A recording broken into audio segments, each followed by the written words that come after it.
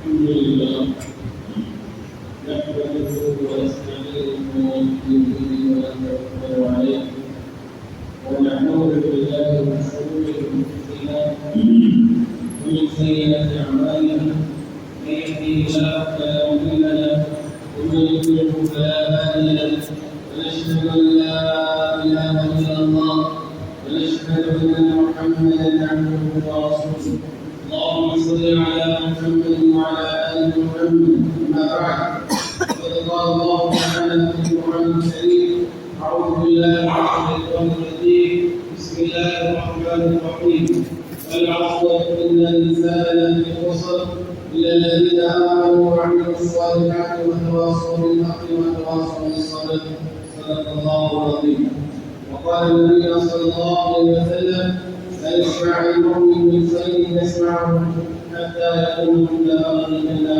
كما قال عليه الصلاه والسلام. சர்வபுகழும் புகழ்ச்சியும் வல்லநாயகன் அல்லாஹ் சுப்ஹானஹு வ தஆலா அவனுக்கு என்றென்றும் உண்டாம். ஸலாத்தின் தன்மையும் ஸலாமின் மீதும் உயிரின் மேலான நபி முஹம்மது ஸல்லல்லாஹு அலைஹி வஸல்லம் அவர்களின் அன்னாருடைய குடும்பத்தினர்கள் தோழர்கள் அன்னாருடைய வாக்கு வழிமுறைகளை அன்னோடு வாக்கு பின்பற்றக்கூடிய முத்தகீன்களான பூமிகளான ஆண்கள் பெண்கள் அனைவரும் மீது இருக்கின்றார்.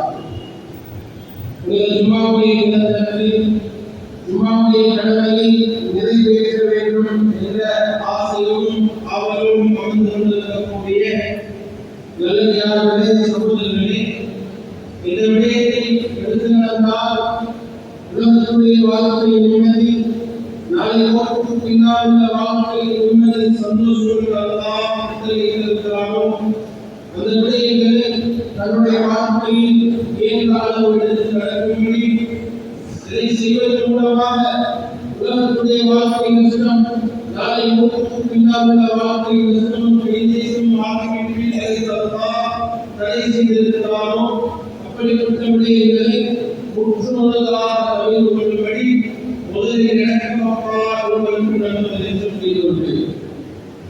விளங்கக்கூடிய இஸ்லாமிய சகோதரர்களே, அல்லாஹ் சுப்ஹானஹு வ தஆலா என்னை படைத்து இஸ்லாம் மார்க்கத்தை அல்லாஹ் சுப்ஹானஹு வ தஆலா அழைக்கக்கூடிய வாக்கியத்தை நடத்துகிறார். சகோதரர்களே, உலகத்தில் அல்லாஹ் படைத்த படைப்புகளில் சிறந்தவர்கள் மனிதர்கள். உலகத்துடைய எல்லா நிலைமைகளும் மனிதர்களுக்காகவே. இந்த மனிதர்களை நிம்மதியாக வாழ வைப்பதற்கு அல்லாஹ் இருக்கிறார். உலக வாழ்க்கை என்பது நிரந்தரம் அல்ல. ஒவ்வொரு பின்னால் ஒரு நிரந்தரமான வாழ்க்கை. இந்த உலக வாழ்க்கை எப்படிப்பட்டது என்பதையும் அல்லாஹ் குர்ஆனில் சொல்லிக் கொண்டிருக்கிறார். உலக வாழ்க்கை என்பது ஹதீஸில் ஸல்லல்லாஹு அலைஹி வஸல்லம் சொன்னார்கள், தாருல் அமல், எல்லா செயல்களுக்கும் அதாவது அமல் செய்யக்கூடிய ஒரு இடம்தான் இந்த உலகத்துடைய வாழ்க்கையாக இருக்கிறது. அன்பானவர்களே, உலக வாழ்க்கை என்பது எல்லாரும் நிம்மதியாக வாழணும், எல்லாரும் சந்தோஷமாக வாழணும், எல்லாரும் ஆரோக்கியமாக வாழணும் என்ற வாழ்க்கை. சகோதரர்களே, எப்படி இரவு வந்தால் பகல் இருந்தோ, வெளிச்சம் வந்தால் இருட்டு இருந்தோ, இதே போல ஒவ்வொன்றுக்கும் இருக்கிறது. அல்லாஹ் குர்ஆனில் உலகத்தில் அல்லாஹ் ஒரு சந்தோஷத்தை உண்டாக்குவதற்காக கவலை உண்டாக்குவது அல்லாஹ். அதை அடுத்த வருடத்தில் அமாக்கும் பாக்கியா உயிர்ப்பிக்கிறது போன்ற மன்னிக்க வைக்கிறது அல்லாஹ், உயிர்ப்பிக்க வைக்கிறது அல்லாஹ். கஷ்டமும் லேசியும் நிறைந்த ஒரு வாழ்க்கையால் ஒரு நிறைவு.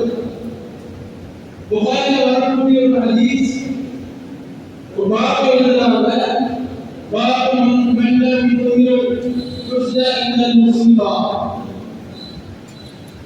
இந்த சஹாபாக்கள் நமக்கு சோதனையே உலகத்தில் வரக்கூடிய சோதனை, இந்த சோதனை என்பது இது அல்லாஹ்வுடைய தண்டனை அல்ல. அல்லாஹ் ஏதோ ஒன்று செய்வதற்காக வேண்டி என்னை சோதிக்கிறார். சோதனைகளை நாம் என்ன நினைக்கிறோம்? உலகத்துடைய வாழ்க்கையினால் மொழியாக ஒன்றுமே நடக்கக்கூடா. எப்ப அந்த தொழிலுக்கு மாற்றமா சூழ்நிலைகள், குழப்பங்கள், கவலைகள் வருமோ மனிதன் பாவத்தை தேர்ந்தெடுத்து விடுகிறார். என் உள்ளம் உண்டாகிறதுனாலதான் நான் குடிக்க வருகிறேன். நான் கவர்மெண்ட் கிடைக்காததான் நான் குடிக்க வருகிறேன். போத பாவம் வருகிறேன். பாவம் அரசு சோதனைகளே, ஒவ்வொரு முசீபத்துகள், சோதனைகளும், கவலைகளும் ஏன் உண்டாகிறது? அல்லாஹ் குர்ஆனில் நபிமார்களுடைய வரலாறு எல்லாம் பேசுகிறார். சோதனைகளே, புகாரில இப்னு அப்பாஸ் ரலியல்லாஹு அன்ஹு செஞ்ச ஹதீஸ், உம்மு சுலைம் என்ற ஒரு பெண்மணி கணவன் மீது ஒரு கல்யாணம், மகனுக்கு சோதனை, கணவன் 4 நாள் மகன் உடனே தத்துவம் இல்லை, கதவும் இல்லை. நீங்கள் காலத்திற்காக என்னுடைய கணவன் இருந்தார், அவரையும் சந்தோஷப்படுத்தணும். இந்த கவலை அவருக்கு சொல்லி அவரும் சேர்ந்து கவலைப்பட வைக்கக்கூடாது. உடனே கவலை செய்யாத தொட்டில அடிச்சு இப்ப கணவன் இருந்தார். மகன் நிம்மதியாக சகோதரர்களே, அந்த பெண் அந்த சமூக அந்த கணவனை அழகான முறையில் ஈடுபடுத்தி அழகான முறையில் அந்த இரவு அந்த வாழ்க்கையை கழிச்சுட்டு காலையில் செய்திக்கு உடனே அழகான வார்த்தை கணவர்கள் கேட்கிறாங்க. மனிதர்களுக்கு ஏதாவது ஒரு அமானியத்தை கண்டு திரும்ப அவர் எடுத்துக்கொண்டார். உண்மையிலே குடும்பமே கேட்கிறார். இதே போலதான் எங்களுக்கு அந்த அபாயம் உள்ள எங்கள் மகன் இறவே போனார். ஏன் சொல்லவில்லை? ஏன் சொல்லல? அந்த பெண்ணுடைய உள்ளத்தில் இருந்த பொருள் கதறல்ல. அல்லாஹ் கண்ணிலையா, அல்லாஹ் இறக்கவில்லையா, என்ன மட்டும்தான் சோதி கொள்ளுமா, எனக்கு உண்டாகும் எந்த வார்த்தையும் பேசு பொறுமையாக இருந்தார். கடவுளோடு போராட ஸல்லல்லாஹு அலைஹி வஸல்லம் இந்த விஷயத்தை சொன்னார். ஸல்லல்லாஹு அலைஹி வஸல்லம் துஆ செய்தார்கள். சகோதரர்களே, அதுக்கு பின்னால நபியுடைய துஆ, இவங்க வாழ்க்கையில 9 குழந்தைகள் கிடைத்தது. 9 குழந்தைகளை அல்லாஹ் ஹாஃபிஸாக. சகோதரர்களே, சோதனைகள் வருவது என்பது அல்லாஹ் என்னை சோதிப்பதற்காக. இதனுடைய எந்த அந்தஸ்து எங்களுக்கு வந்தது? ஹஜ்ரத் சுலைமான் அலைஹிஸ்ஸலாம், ஹஜ்ரத் யூசுப் அலைஹிஸ்ஸலாம் தன்னுடைய சகோதரர்களால தந்திரமான வழி இடத்துக்குள்ள தூக்கிக்கொண்டு இடத்துக்குள்ள சொல்லல வசனத்துக்கு கழிச்சு வாங்கி அந்த அரசனுடைய மனைவி தவறான உழைப்பு அழைக்காத அல்லாஹ் பயந்து கொண்டாக இப்ப சிறைச்சாலையில். சகோதரர்களே, இந்த அவனுடைய சோதனை இது அல்லாஹ் அழிக்கிறதுக்கு அல்ல, அந்த நாட்டுடைய அரசனாக ஹஜ்ரத் மூசா அலைஹிஸ்ஸலாம் பிறந்த நேரம் அந்த அழிக்கப்பட்ட பிராணுக்கு ஒரு ஆட்சி போனக்கூடிய உள்ளவர்கள் எல்லா பிள்ளைகளையும் ஒளியை வெட்டிக் கொண்டிருக்கிறார். சோதனையே பிராணுவையும் மூசா அலைஹிஸ்ஸலாத்தை தாக்கி அல்லாஹ் கவலைப்படாதீர்கள். சோதனை மகனை தொட்டில் வைக்க வேண்டாம், மண்ணில் வைக்க வேண்டாம், தொட்டிலம் சோதனை தொட்டிக்குள்ள போட்ட பிள்ளைய வாய்க்கு விட்டியா அன்னைக்கு வீசி எப்படி ஒரு சோதனை. அல்லாத வாக்குறுதி என்ன வாக்கு ஒரு மகனோட பொறுமையாக இருந்தாங்க. சோதனையிலே அந்த பிராவுடைய மாளிகைக்குள்ளேயே அந்த மூசா அலைஹிஸ்ஸலாம் அல்லவா, மூசா அலைஹிஸ்ஸலாம் கலீமுல்லாஹ், யாருக்கும் கொடுக்காத ஒரு பேர், யாருக்கும் கிடைக்காத ஒரு சந்தர்ப்பம் உலகத்தில் அல்லாஹ்வோட பேச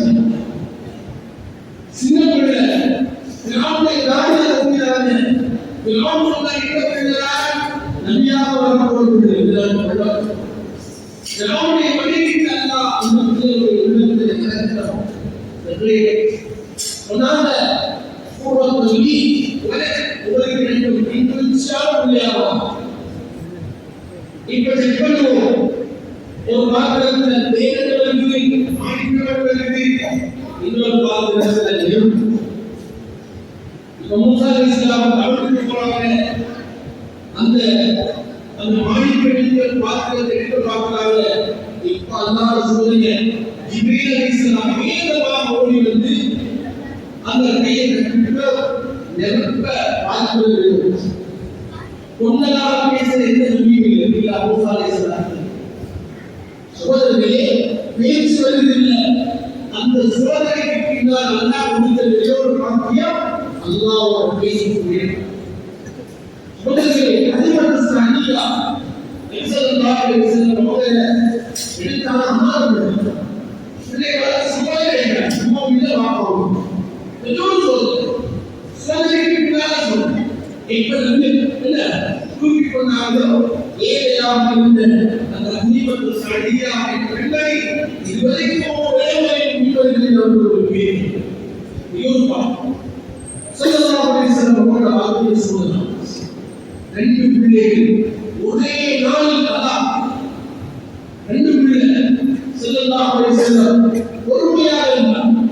பொறுமையாக அல்லாஹ் உஸ்மானிய வலி உஸ்மான் ரலியல்லாஹு அன்ஹுவுக்கு அந்த ரெண்டு பிள்ளைகளை திருமணம் உடன் முடிச்சிருந்த ரெண்டு முப்பா ஷைபா ரெண்டு பேரும் முஸ்லிம்கள் அல்லாஹ் நல்லவர்கள் சகோதரிகளே பொறுமையாக இருந்தாங்க.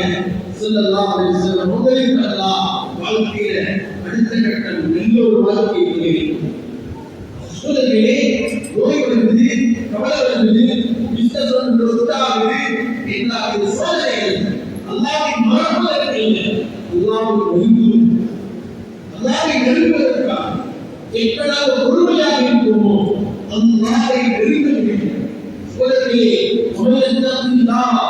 எல்லா வெறுமையும் பாடக்கூடிய சந்தர்ப்பங்கள் இது நடந்ததால் நான் என்ன செய்வோமே என் வாழ்க்கை விவசாயிக்கு அல்லது நான் லோ பண்ணினேன் அது இல்லாம போயிடுச்சு எனக்குள்ள விசாரிக்காக பிசினஸ் விவசாயிக்கு இதன் மனப்படத்திற்கு நண்பர்கள் சொல்லுவார்கள் இது அகிதா இதை குடி என்று நீங்களார். இது நஷ்டம். பொறுமை சோதனைகளே அல்லாஹ் சிலர்களை நெருக்குவதற்காக வேண்டி பல வழிகளை சூழ்நிலை ஆக்கிவிட்டார். ஹஜ்ரத் இப்ராஹிம் அலைஹிஸ்ஸலாம் ஜோர்டான் ஷாம் அந்த பலஸ்தீன் பூமியில் வாழ்ந்தார். ஹாஜர் அலைஹிஸ்ஸலாம் மிஸ்ர் அல்ஹாராவுடைய ஒரு ரெண்டு பேரும் சந்தோஷமாக இருந்தார். இந்த காலத்துக்கு பின்னால் ஒரு பிள்ளை கிடைத்தது. இப்ப அல்லாஹ் சோதனை எந்த எப்படி ஒரு இடம் என்றால் எந்த பூமி இல்லை, யாரும் இல்லை,